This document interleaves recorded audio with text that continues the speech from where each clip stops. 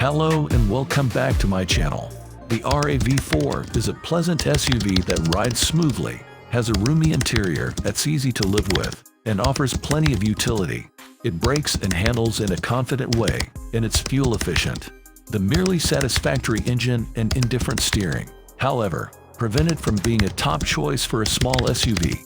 The 2024 Toyota RAV4 will mark what we expect to be the sixth year of production for the current generation RAV4. Since the model's introduction for 2019, Toyota has only tinkered at the margins by adding some new tech features and new trim levels. But considering the RAV4's sales success, it's perhaps understandable that Toyota doesn't want to mess too much with success. We expect this trend to continue for the 2024 RAV4. Especially as rumors circulate about a new generation due for the 2025 model year. Toyota may do away with the gas engine and shift the RAV4 to an entirely hybrid lineup. For now, however, the RAV4 competes with more recently redesigned rivals such as the Honda CR-V and Kia Sportage. Read our expert rating below for more detailed insights into how the RAV4 stacks up against the rest of the compact SUV class. How does the RAV4 drive? The RAV4 doesn't impress here, unfortunately. The engine is willing around town, and passing and merging are drama-free. But if you're in a huge rush, you might notice the engine's ultimately modest power delivery. In Edmunds testing, our RAV4 adventure test vehicle needed 9.1 seconds to cover 0–60 mph, which is slightly slower than a class average. Another gripe we have is with the steering, which is vague at the center point and doesn't have appropriate levels of feel and heft. As such, it's easy to misjudge your level of input. In better news, the RAV4's optional upgraded all-wheel drive system includes rear-axle torque vectoring and more advanced traction control systems with selectable terrain settings and hill descent control.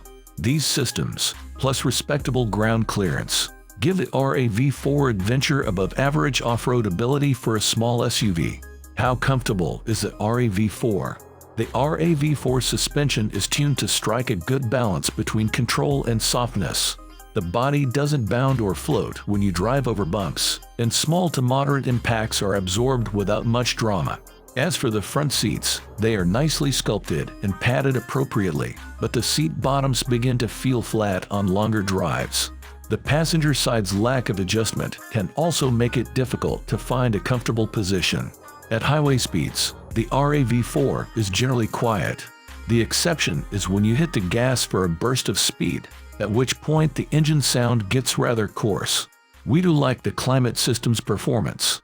Air distribution is ideal, with forward vents that can be closed off completely and vents for the rear seat. How's the interior? The driving position, roominess, and ease of getting in and out are all good. But the RAV4 would score higher if the front passenger seat wasn't set so high or could be adjusted down on most trims. Only the RAV4 Limited gets a power-adjustable front passenger seat.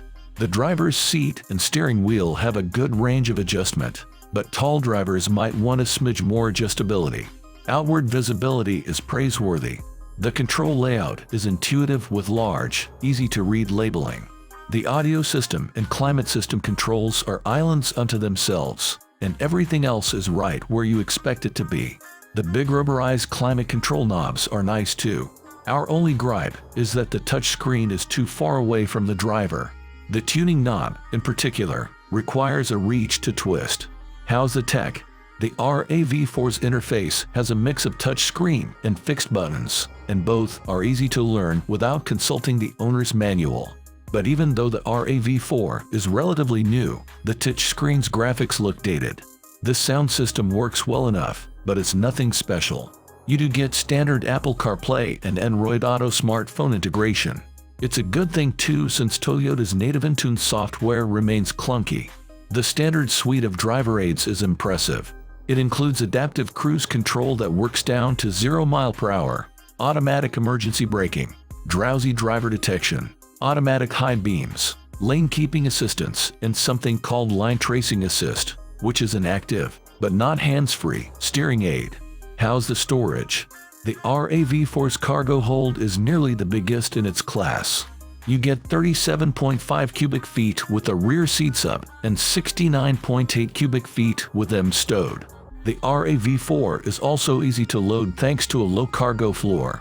Up front, the cabin has numerous shelves and bins to handle assorted road trip paraphernalia. If you're planning on towing, certain versions of the RAV4 can pull up to 3,500 pounds, which is above average for a small SUV. Parents with young kids will appreciate the RAV4. It's easy to locate and connect safety seats to the lower car seat anchors. Likewise, tethering to the 3 upper anchors is straightforward.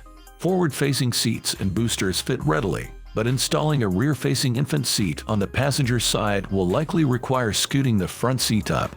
The too high front passenger seat is the issue. How's the fuel economy? The EPA estimates the RAV4 will get 28 to 30 mpg in combined city/highway driving, depending on the powertrain and trim level. We drove in a WD Adventure carrying 3 people, equipment, and luggage for more than 7,000 miles. And over a variety of road and weather conditions, we averaged 28.6 mpg.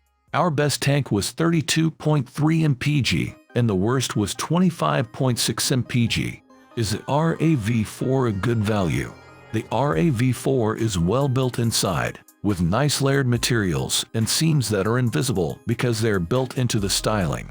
It has tactile touches such as rubberized grip surfaces on the interior door pulls and the radio and climate knobs. The RAV4's optional synthetic leather upholstery feels soft and pliable, and the stitching is tidy.